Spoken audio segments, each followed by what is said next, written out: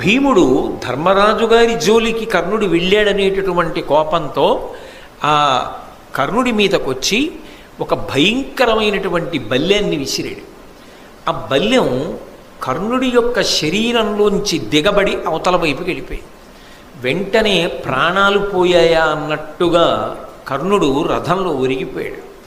ఒరిగిపోగానే అర్జునుడు భీముడు తన రథం దిగి పరిగెత్తుకుంటూ వచ్చి కర్ణుడి యొక్క నాలుక కోసైపోయాడు.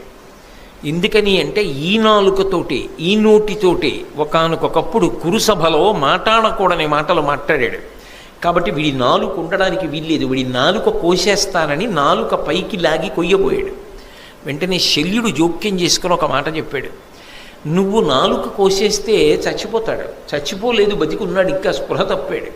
ఇప్పుడు నువ్వు నాలుక కోస్తే చచ్చిపోతాడు, చనిపోయాడు అనుకో, నీ తమ్ముడు ప్రతిజ్ఞ చేశాడు అర్జునుడు కర్ణుడిని చంపుతానని. అప్పుడు అర్జునుడి ప్రతిజ్ఞ ఏమవ్వాలి? నీ తమ్ముడి ప్రతిజ్ఞ గుర్తు తెచ్చుకుని ఈ కర్ణుడిని వదిలి అన్నాడు. మామా భలే జ్ఞాపకం చేశావు, ఇలా జ్ఞాపకం చేయకపోతే ఆవేశంలో కోసేద్దును సుమా కర్ణుడి నాలుక, చచ్చిపోతే మా తమ్ముడి ప్రతిజ్ఞ పోనని చెప్పి భీముడు విడిచిపెట్టి వెళ్ళిపోయాడు. వెళ్ళిపోయిన తరువాత మళ్ళీ స్పృహొచ్చిన తరువాత మళ్ళీ లేచాడు. లేచి పాంచాల వీరుల్ని, నకుల సహదేవుల్ని, ఉపపాండవులను, సాత్యకిని విశేషంగా బాధించాడు కర్ణుడు. అంటే ఆయన యొక్క అస్త్రవిద్య కానీ ఆయన శౌర్య పరాక్రమములు కానీ తక్కువ అని చెప్పడం మాత్రం సాధ్యం కాదు. భీముడు అంటారా, మహానుభావుడు, అద్భుతమైనటువంటి యుద్ధవీరుడు.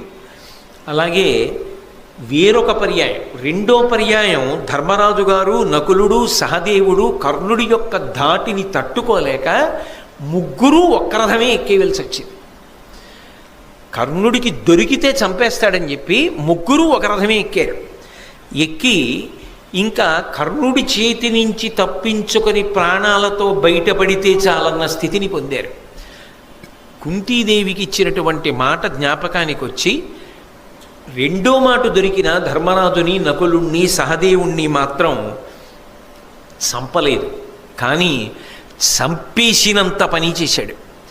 ఆ యుద్ధం చూసిన వాళ్ళకి ఏమనిపించిందంటే ఒక్క క్షణంలో ముగ్గురిని కర్ణుడు మట్టు పెట్టేస్తాడు, ముగ్గురు చచ్చిపోతారనిపించింది.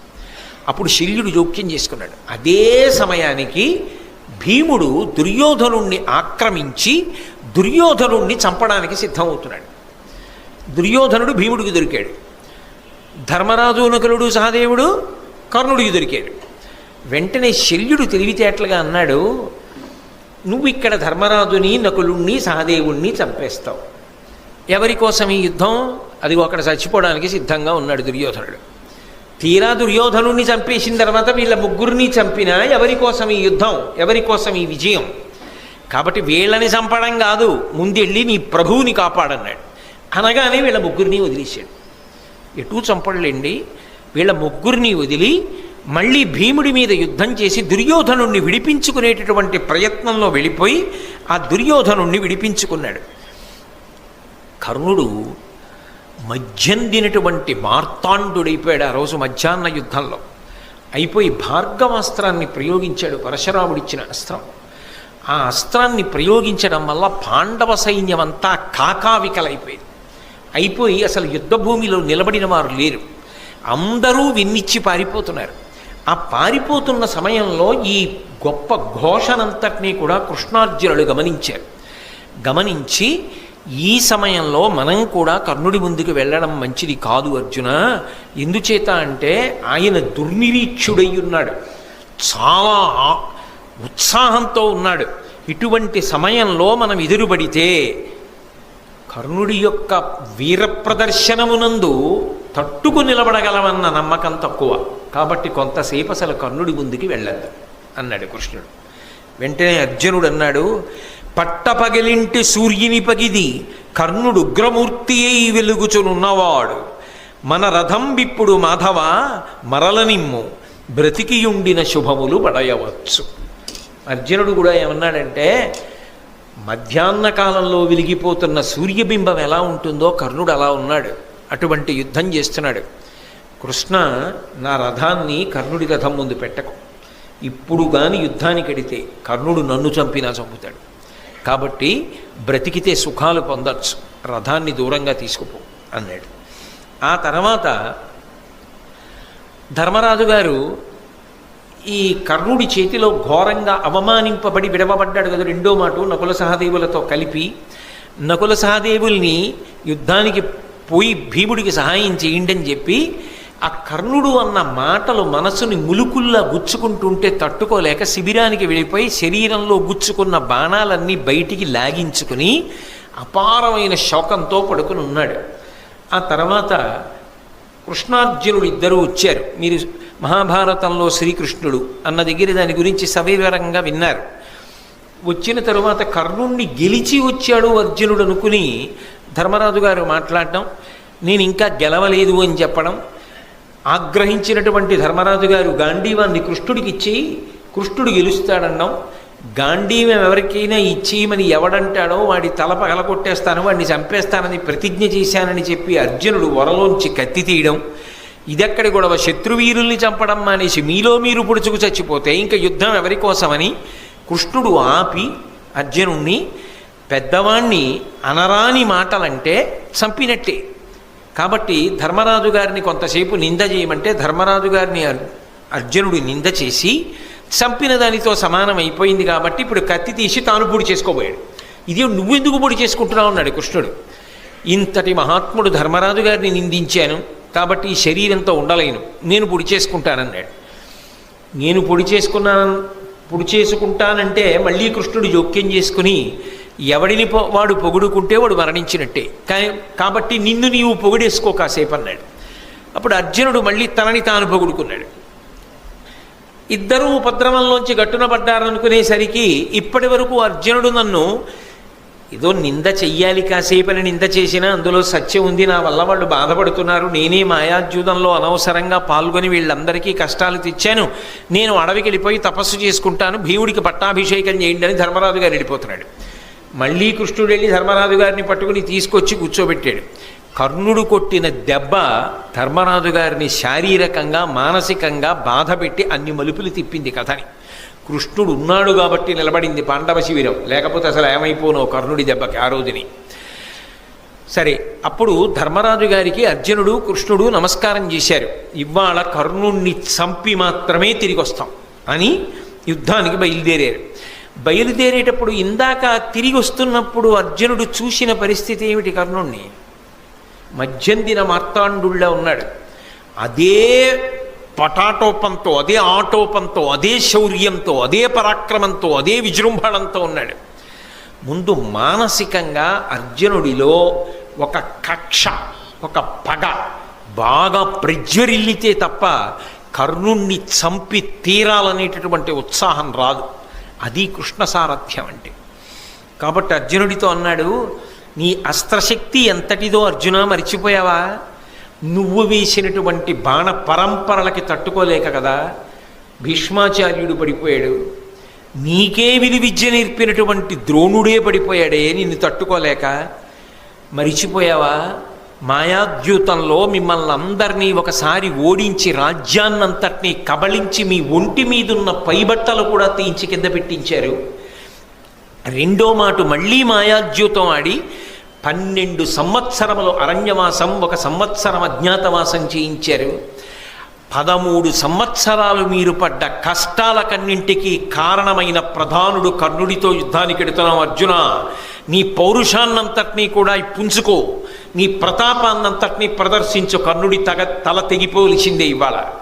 కాబట్టి అన్ని పాపములు చేసిన వాడు ఇవాళ నీ కంటపడుతున్నాడు అంటే అర్జునుడిలో ఎంత పౌరుషం పెరుగుతుంది అంటూ ఇంకొక మాట అన్నాడు. అన్నిటికన్నా ఒక్క విషయాన్ని గుర్తుపెట్టుకో, ఏ మత్స్యయంత్రాన్ని కొట్టి నువ్వు ద్రౌపదీదేవిని భార్యగా స్వీకరించడానికి సిద్ధపడ్డావో తదనంతరం వేదవ్యాసుని యొక్క వాక్కు చేత, కుంతి వాక్కు చేత ద్రౌపదీదేవి మీ 5గురికి భార్య అయిందో, ఎవరు రాజసూయాగం చేసిన తరువాత అవబృధ స్నానం చేసినటువంటి తలకట్టుతో ఆ దుర్యోధనుడి యొక్క సభలోకి ప్రవేశించిందో, ఏ ద్రౌపదీదేవి యొక్క కొప్పు పట్టి ఈడ్చి వస్త్రాపహరణం చేశారో, ఏ ద్రౌపదీదేవి వంక కర్ణుడు తిరిగి జూదంలో ఓడిపోని 6వ భర్తని వెతుక్కో అని నవ్వాడో, అటువంటి దుర్మార్గుడైన కర్ణుడి మీద యుద్ధానికి ఎడుతున్నావు, తల మిగలచ్చా కర్ణుడిది అంటే ఇక అర్జునుడు ఎంత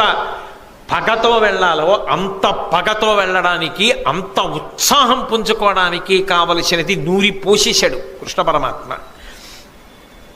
చిట్ట చివర నీకు 2 మాటలు చెప్తా అర్జున, నేనే రాయబారానికి వెళ్ళా మీకోసం. నేను రాయబారానికి వెళ్ళినప్పుడు నన్నే పట్టాలి, బంధించాలి అని ప్రయత్నం చేసిన దుష్టచతుష్టయంలో ఈ కర్ణుడు లేడా? కృష్ణుడంటే ప్రాణం అర్జునుడికి. నన్ను పట్టాలనుకున్నాడు కదా, ఇప్పుడు నువ్వు పౌరుషం ప్రదర్శించవా? దానికి ప్రతీకారం ఇప్పుడు చెయ్యవా? అన్నిటికన్నా అర్జున నువ్వు స్మరించవలసినది ఒకటి ఉంది. నీ కొడుకు ముక్కుపచ్చలారనివాడు, మహావీరుడు. నువ్వు లేనప్పుడు పద్మవ్యూహాన్ని భేదించి లోపలికెడితే చుట్టుముట్టి అపాయాన్ని కల్పించి కుట్ర చేసి వెనక నుంచి బాణం వేసి అతని విల్లు విరిచి కత్తి పలక పట్టుకుని ఆకాశానికి ఎగిరి కిందకి దిగుతుంటే అతని పలకని భేదించి ఆ అభిమన్యుడు అర్జున నీ కొడుకు మరణించడానికి కారణం ఆ కర్ణుడే. అటువంటి కర్ణుడితో చాలాసేపు యుద్ధం చేస్తావా? నీతో యుద్ధం చెయ్యలేక కర్ణుడి తల తెగి భూమి మీద పడిపోద్దా? అది నువ్వు చూడద్దా? నీ బంధువులు, నీ యొక్క హితాన్ని కోరుకునేవాళ్ళు, నీ శ్రేయోభిలాషులు ఎంతమంది ఎన్నిసార్లు మనసు కష్టపెట్టుకున్నారా కర్ణుడి యొక్క ప్రవర్తనకి? అటువంటి వాడు ఇవాళ నీకు ఎదురుపడబోతున్నాడు. అర్జునుణ్ణి చంపుతానని ఇన్ని మాటలు ప్రగల్భములు పలికినవాడు, ప్రతిజ్ఞ చేసినవాడు నీ కంటి ముందు పడుతున్నాడు. ఆ కర్ణుణ్ణి చంపుతానని నువ్వు ప్రతిజ్ఞ చేశావు కాబట్టి ఇవాళ నీ ప్రతిజ్ఞ నువ్వు నెరవేర్చుకుని పరమ సంతోషంతో నిన్ను కన్న తల్లి కుంతి ముందుకెళ్ళి అమ్మా ప్రతిజ్ఞ నెరవేర్చుకున్నానని చెప్పాలి. ద్రౌపదీదేవి ముందుకెళ్ళి చెప్పాలి, మీ అన్నయ్య హృదయశల్యంతో బాధపడుతున్నాడు, కర్ణుడు ఇంతగా నన్ను పరాభవించాడని. మీ అన్న ఆనందపడేటట్టుగా కర్ణవధ జరగాలి. అర్జున ఈ మాటలన్నీ విన్నాడు, పరమానందం పొంది కృష్ణ రథాన్ని పోనీ కర్ణుడి వైపు కన్నాడు. అర్జునుడి రథం ఎప్పుడైతే కర్ణుడి వైపుకి దూసుకొస్తోందో కర్ణకుమారుడు అడ్డుపడ్డాడు. కర్ణుడు చూస్తుండగా ఆ కర్ణుడి యొక్క కుమారుణ్ణి ఉత్తమౌజుడు అనబడేటటువంటి పాండవ వీరుడు సంహరించాడు. ఇవన్నీ కర్ణుడి పాలిట దారుణమైనటువంటి విషయాలు యుద్ధంలో. ఎందుకని అంటే ఏదో మాయ చేశారో లేకపోతే కుట్ర చేశారో అని నేను అంటలేదు. దారుణమైన విషయము అంటే మనస్సు చితికిపోవడానికి, అంత ఉత్సాహంతో ఉన్న మనసు నీరు కారిపోవడానికి కావలసిన సంఘటనలు జరుగుతున్నాయి. అంటే దైవము యొక్క ప్రచోదనం అలా ఉంది. భారత యుద్ధం పూర్తి అయిపోవాలంటే కర్ణుడు పడిపోవడం వినా మార్గం లేదు. అందుకే కళ్ళ ముందు కుమారుడు మరణించాడు. ఎంత తండ్రి అయినా ఆ కళ్ళ ముందు కొడుకు పడిపోయినప్పుడు కర్ణుడు తట్టుకోలేకపోయాడు, వివశుడయ్యాడు. 10 మంది కురుకుమారులు అర్జునుణ్ణి ఆపబోయారు, కానీ అర్జునుడు ఆ 10 మందిని సంహరించాడు. ఇంకొంచెం ముందుకెడుతున్న సందర్భంలో భయంకరమైనటువంటి సన్నివేశం జరిగింది. దుశ్శాసనుడు కనబడ్డాడు భీముడికి. ఈ దుర్మార్గుడు నా కన్నుల ఎదురుగుండా ఇవాళ కనబడ్డాడు, వీణ్ణి చంపుతానని ఎక్కడ లేని పౌరుష ప్రతాపాలతో భీముడు వెళ్ళి గదాయుద్ధం చేసి ఆ దుశ్శాసనుడి యొక్క శరీరాన్ని 2 చేతులతో ఎత్తి పట్టి గిరగిరా తిప్పి నేలకేసి కొట్టి పాదాలతో శరీరాన్ని తొక్కి మోకాలితో కంఠం మీద అదిమి పట్టి నొక్కి తలని గిరగిరా తిప్పి ఇంకా పగ తీరక ఆయన మీద కూర్చుని దుశ్శాసనుడి మీద నృసింహస్వామి హిరణ్యకశిపుని యొక్క గుండెలు ఎలా బద్దలగొట్టాడో అలా వక్షస్థలాన్ని చీల్చి ఆ నెత్తురు దోషిటితో పట్టుకుని త్రాగి, చిన్నప్పుడు తాగిన పాల కన్నా అంతఃపురంలో తాగిన పళ్ళరసాల కింద కక్ష తీరేటట్టు తాగిన ఈ నెత్తురు రుచి ఎక్కువ అని ఆ నెత్తురు తీసి ఒళ్ళంతా చల్లుకుని పదే చుట్టూ తిరుగుతూ వచ్చి దుశ్శాసనుణ్ణి తొక్కుతూ ఉంటే అటు దుర్యోధనుడు ఇటు కర్ణుడు బాణం వెయ్యడం కూడా మరిచిపోయి భీముణ్ణి చూస్తూ నిలబడిపోయారు. అంత ఉగ్రమూర్తి అయి ఆ దుశ్శాసనుణ్ణి సంహరించాడు భీముడు. తన కళ్ళ ముందు కొడుకుపోయాడు, కళ్ళ ముందు 10 మంది పోయారు. ఆ కురుకుమారు వెంటనే భయంకరమైన రీతిలో దుశ్శాసనుడు పోయాడు. అసలు ఆ భీముడి యొక్క రూపాన్ని చూశారు. నెత్తురంతా ఒంటి మీద చల్లేసుకుని యుద్ధభూమిలో పరిగెడుతుంటే ఆ భీముడిని చూసి పారిపోయింది కురుసైన్యం అంతా. ఎవరి జోలికి వస్తాడో, ఎవరడ్డొస్తే ఏం చేస్తాడో అని. అటువంటి భీకర సమయంలో మనసంతా కదిలిపోయింది. కర్ణుడు కూడా నిశ్చేష్టుడైపోయాడు, దుర్యోధనుడు నిశ్చేష్టుడైపోయాడు. అటువంటి సమయంలో ఇంకొక 10 మంది కురుకుమారులు భీముడి వైపుకి ఎడుతుంటే అర్జునుడు ఆ 10 మందిని చంపేశాడు. అప్పటికి దుర్యోధనుడి యొక్క 20 మంది సోదరులు పోయారు. కర్ణుడి యొక్క కొడుకు పోయాడు. దుర్యోధనుడి యొక్క తమ్ముడు భీముడి చేతిలో పోయాడు దుశ్శాసనుడు. ఇన్ని వెంట వెంట వెంట వెంట వెంట వెంట ఒక్క క్షణంలో జరిగిపోతున్నాయి. ఎంత పెద్ద మంట అయినా 10 బిందెలతో అదే పనిగా తెచ్చి నీళ్లు పోసేస్తుంటే ఎలా చల్లారిపోతుందో, అప్పటి వరకు మధ్యందిన మార్తాండుడిలా వెలిగిపోయిన కర్ణుడిలో ఉన్నటువంటి పౌరుష ప్రతాపాలు కొంత తగ్గడానికి, ఆయన మనసు వికలమవడానికి ఇది కారణమైంది. దీనికి తోడు కర్ణుని యొక్క కుమారుడు ఉన్నాడు, ఆయన పేరు వృషసేనుడు. అతడు ఒక్కడే ధైర్యం చేసి భీముడి వైపుకి వెళ్ళాడు. కానీ భీముడు ఆయనతో యుద్ధం చేశాడు. ఈలోగా అర్జునుడు శక్తివంతమైనటువంటి బాణాన్ని ప్రయోగించి కర్ణుడి కళ్ళ ముందే ఆ కొడుకు వృషసేనుడి యొక్క తల తరిగేశాడు. కళ్ళ ముందు ఇంకొక కొడుకు తల తెగి నేల మీద పడిపోయింది. ఇవన్నీ చూసిన తరువాత ఎంతటి వాడికైనా మనస్సు వికలమైపోతుంది. కర్ణుడు అర్జునుడితో యుద్ధానికి వెళ్లే ముందు జరిగినటువంటి సంఘటనల పరంపర. ఈలోగా ఆకాశంలోకి దేవేంద్రుడు, బ్రహ్మగారు, పరమశివుడు వీళ్ళందరూ వచ్చి నించున్నారు. నించుని నరనారాయణులు, ఆ కృష్ణార్జునులు ధర్మ సంస్థాపన కోసం అవతరించిన వారు. ఈ కర్ణుడు అధర్మపక్షాన్ని ఆశ్రయించినవాడు. ఆయన యందు సుగుణములు ఉండవచ్చుగాక, కానీ ఈ కర్ణుడి శరీరము నేల పడిపోవుగాక, ఇతడు అర్జునుడి చేతిలో ఓడిపోవుగాక, పాండవులు గెలిచెదరుగాక అని ఏకంగా ఇంద్రుడు, బ్రహ్మగారు, పరమశివుడు పైనుంచి ఆశీర్వచనం చేశారు. దానికి తోడు కృష్ణ పరమాత్మ సారథ్యం చేస్తున్నాడు. ఇద్దరి మధ్య భయంకరమైన యుద్ధం ప్రారంభమైంది. అటు కృష్ణార్జునులు ఇద్దరూ శంఖాలు పూరించారు, ఇటు కర్ణశల్యులు ఇద్దరూ శంఖాలు పూరించారు. ఒకరు వేసిన అస్త్రానికి తీసిపోకుండా రెండో వారు అస్త్రం వేస్తున్నారు. కర్ణార్జునుల యొక్క యుద్ధం జరుగుతుంటే ఇక చాలా సైన్యం మనమే ఉంది, క్షణాల మీద కొట్టుకోవచ్చు, చావచ్చు, ఈ యుద్ధం మళ్ళీ చూడడం కుదురుతుందా అని యుద్ధం మానేసి చూస్తూ నిలబడ్డారు. అంత భయంకరమైనటువంటి యుద్ధం జరిగింది.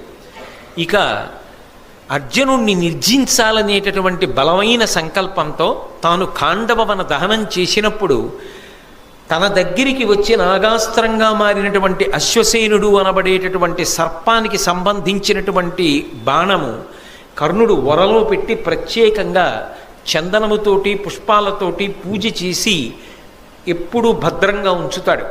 అటువంటి బాణాన్ని తీసి గురి చూసి సంధించి అర్జునుడి మీదకి విడిచిపెడుతున్నాడు. శల్యుడు కర్ణుడి వంక చూసి అన్నాడు, నువ్వు పెట్టిన గురి సరికాదు, కంఠానికి పెట్టపోయి క్రీగంటి దగ్గర పెట్టి ఓ మార్చ్ అన్నాడు. ఈ మాట అనేటప్పటికీ కర్ణుడికి ఎక్కడలేని కోపం వచ్చింది. నేను యోధాన యోధుణ్ణి, నాకు గురి పెట్టడమే రాదా? నువ్వు అన్నావు కాబట్టి నేను గురి మార్చను, నేను అలాగే వేస్తాను బాణాన్ని అని బాణం వేశాడు. అది నిజానికి అర్జునుడి యొక్క కంఠాన్ని ఉత్తరించెయ్యాలి, కానీ సారథ్యం చేస్తున్నవాడు ఎవరు? కృష్ణ పరమాత్మ. అందుకే ఆయన రథాన్ని 5 అంగుళాలు భూమిలో దిగబడిపోయేటట్టుగా తొక్కాడు. ఆ బాణం కంఠానికి గురిపెట్టింది. 5 అంగుళాల రథం కిందకెళ్లడంలో, అర్జునుడు కూడా కిందకెళ్లడంలో కిరీటాన్ని కొట్టి వెళ్ళిపోయింది. అయినా పగ తీరకది మళ్ళీ వస్తుంటే కృష్ణుడు ఈ వృత్తాంతాన్ని అంతటినీ చెప్పిన కారణం చేత 6 బాణములు ప్రయోగించి అర్జునుడు ఆ సర్ప సంబంధమైన బాణాన్ని తుత్తునియలు చేసేశాడు, ముక్కలు చేసేశాడు. కర్ణుడు ఎంతో కష్టపడి యుద్ధం చేస్తున్నాడు. భార్గవాస్త్రం జ్ఞాపకానికి వస్తుందేమో అర్జునుడి మీద ప్రయోగిద్దామని ఎంతో ప్రయత్నం చేశాడు. పరశురాముడి శాపం ఉంది కదా, భార్గవాస్త్రం స్ఫురణకి రాలేదు. అవతల అర్జునుడు బాణములు కుప్పించేస్తున్నాడు. అదే సమయంలో ఆ కర్ణుడి యొక్క రథచక్రం భూమిలో దిగబడిపోవడం మొదలుపెట్టింది. అవతల సరిగ్గా నిలబడడానికి లేదు. భార్గవాస్త్రమా జ్ఞాపకానికి రావట్లేదు. అర్జునుడా బాణ పరంపర కురిపించేస్తున్నాడు. రథమా కదలదు. ధనస్సా విరిచేశాడు. అయినా ఇంకొక ధనస్సుని బాణాన్ని తీసుకుని యుద్ధం చేశాడు. ఎంత గొప్ప యుద్ధం చేశాడంటే గాంధీవం యొక్క అల్లెతాడు కట్టే ముడి విడిపోయేటట్టుగా కొట్టాడు. మళ్ళీ ముడిని సరి చేసుకుని అర్జునుడు యుద్ధం చేశాడు. కిందకి దిగి ఆ రథం యొక్క కాడి కింద తన భుజం పెట్టి ఆ రథాన్ని పైకెత్తడం కోసమని ప్రయత్నించాడు.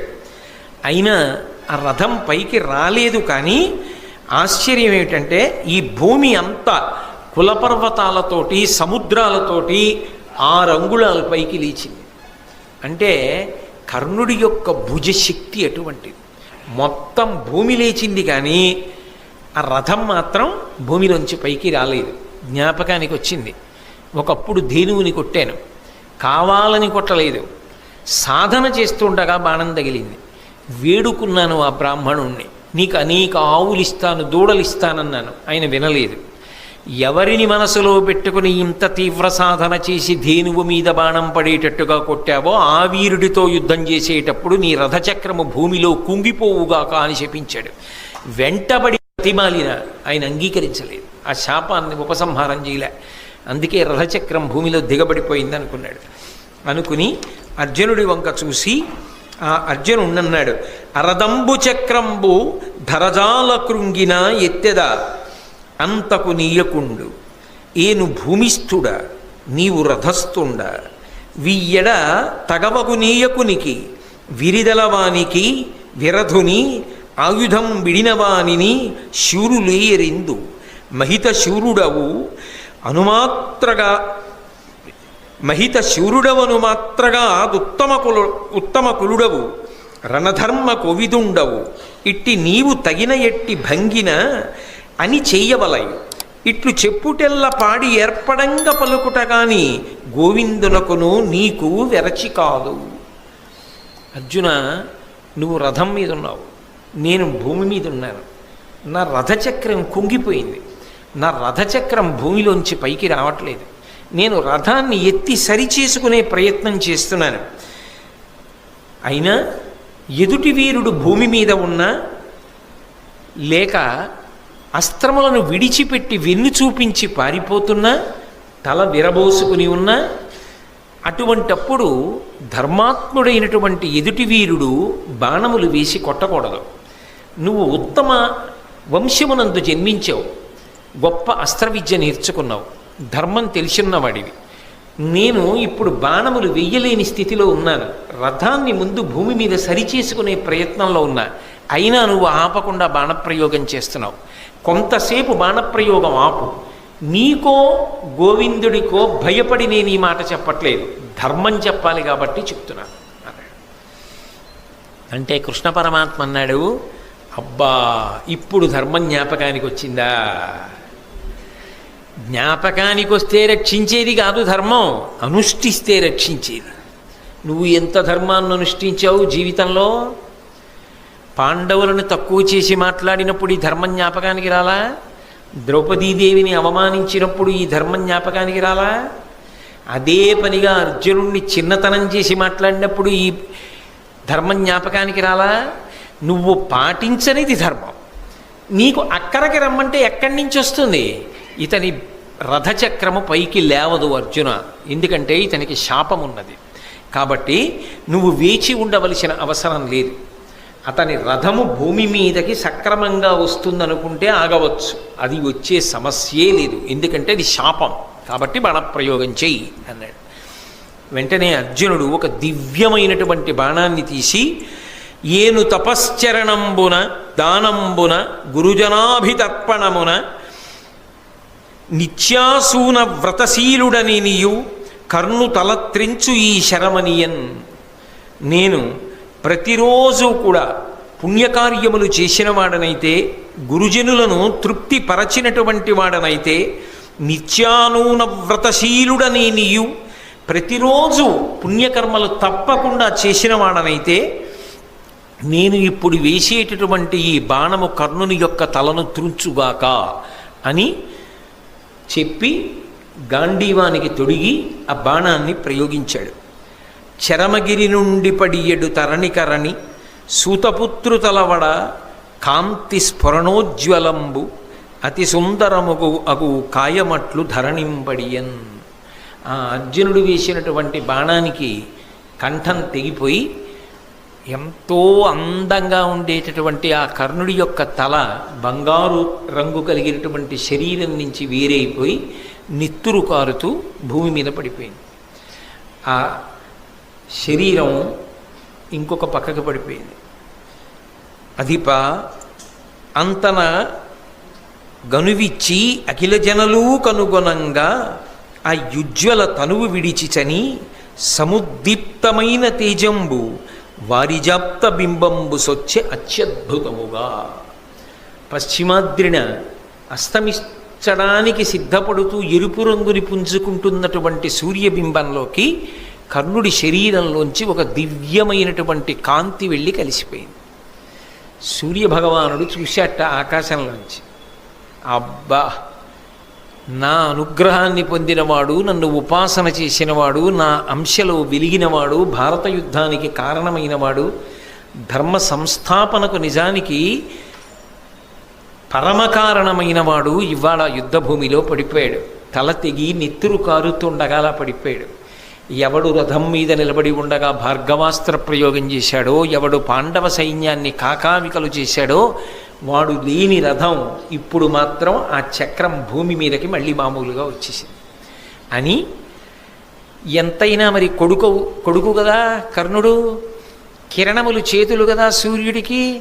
తల తెగిపోయినటువంటి కర్ణుడి శరీరాన్ని ముట్టుకున్నాయి కదా, స్నానం చేయాలని సముద్రంలోకి సూర్యుడు దిగిపోయాడా అన్నట్టుగా బింబం అస్తమించింది.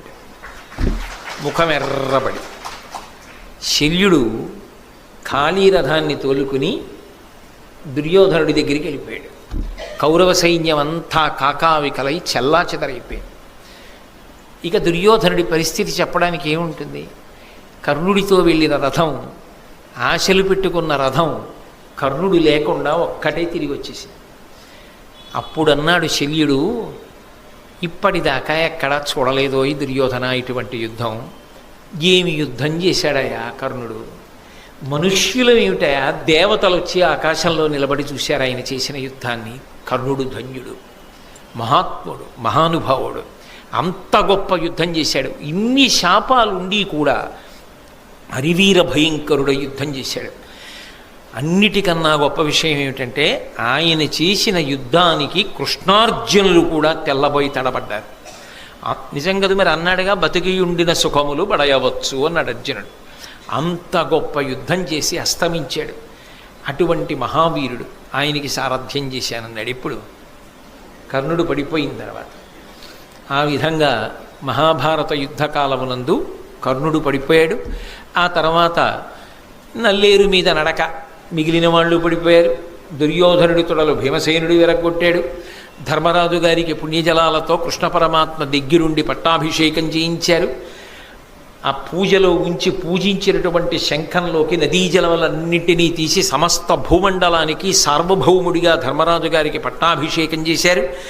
ధర్మరాజు గారు పట్టాభిషిక్తుడైన తరువాత అప్పుడు భూమి అంతా సస్యశ్యామలమై ధార్మికమైనటువంటి బుద్ధితో ప్రజలందరూ ప్రవర్తిస్తూ సంతోషంగా ఉంది. నరనారాయణుల యొక్క అవతారమునకు కావలసినటువంటి ప్రయోజన సిద్ధి కలిగింది. అంత గొప్ప భారతం. ఆ భారతం వచ్చినదే ధర్మ సంస్థాపనకి. ఆ ధర్మ సంస్థాపనలో అత్యంత క్లిష్టమైన ఘట్టము కర్ణుడు పడడం. దాని చేత నరనారాయణులు ప్రీతి చెందారు. ధర్మ సంస్థాపన జరిగింది అని చెప్పి దేవతలందరూ సంతోషించారు. కర్ణుడికి కూడా అంతకన్నా మార్గం లేదు కాబట్టి ఆయన కూడా ఉత్తమగతులను పొంది వీరస్వర్గాన్ని అలంకరించాడు. కాబట్టి ఈ విధంగా ధర్మరాజు గారు పట్టాభిషేకం చేసుకున్న కారణం చేత చాలా చాలా గొప్పగా భూమి అంతా సస్యశ్యామలమై సంతోషకరంగా ప్రజలందరూ జీవనాన్ని కొనసాగించారనేటటువంటి మంగళకరమైన ఘట్టం దగ్గర నేను ఇవాల్టి ఈ ప్రవచనాన్ని పూర్తి చేస్తున్నాను. కానీ ఒక్కటి చెప్తారు పెద్దలు, మహాభారతంలో కర్ణుడు చాలా చాలా గొప్ప విషయం. అది వినడం, అది చెప్పడం కూడా అభ్యున్నతికి హేతువు అంటారు. కర్ణ వధ కూడా అంత చాలా గొప్పది అని చెప్తారు. చాలా ఆశ్చర్యకరంగా ఇవాళ నేను కర్ణవధ చెప్పాలి అని తెల్లవారకట్ట లేచి అయ్యో కర్ణుడు పడిపోవడం చెప్పాలి, ఇవాళ కర్ణుడు పడిపోవడం చెప్పాలి అని మానసికంగా సిద్ధపడుతున్నా. ఎందుకంటే అటువంటి క్లిష్టమైన విషయం చెప్పడం నాకు బాధాకరమే. నేను సభలో పంచుకోలేను. కానీ మహాభారతము ఎంత శక్తివంతమైనదో నాకు ఇవాళ అనేక సందర్భాల్లో నిరూపణమైంది. నేను అటువంటి సందర్భాలు జరిగినప్పుడు నా భార్యని పిలిచి చూపించాను కూడా. చూసావా మహాభారతం ఎంత శక్తివంతం, ఎంత ఆశ్చర్యకరమైన విషయాలు జరుగుతున్నాయో చూసావా అని నేను నా భార్యతో పంచుకున్నాను. అంటే ఇవాళ నేను ఎప్పుడూ రానివాడిని సభకి ఆలస్యం అయ్యానంటే నా ప్రమేయం లేకుండా ఇవాళ చాలాసేపు గోశాలలో ధ్యానమందిరం దగ్గర కృష్ణ భగవానుడి దగ్గర నన్ను అట్టిపెట్టిన తరువాత పరమాత్మ ఈ ఘట్టాన్ని పూర్తి చేయడానికి పంపించాడు. అంటే అది సామాన్యమైన ఘట్టం కాదు. మహాభారతంలో కర్ణుడి పాత్ర పరిశీలనం అంత గొప్పది అని పెద్దలు ఎందుకు చెప్తారో స్వానుభవంలో నాకు అర్థమైంది. ఇది నేను కేవలంగా ఈ విషయాలు సభలో పంచుకోలేను. కానీ కొంతవరకు మీరు ఆ నమ్మకం కలిగిన వారు, ఆ సద్బుద్ధి కలిగిన వారు కాబట్టి ఈ రెండు మాటలు చెప్పకుండా ఉండలేక చెప్పాను.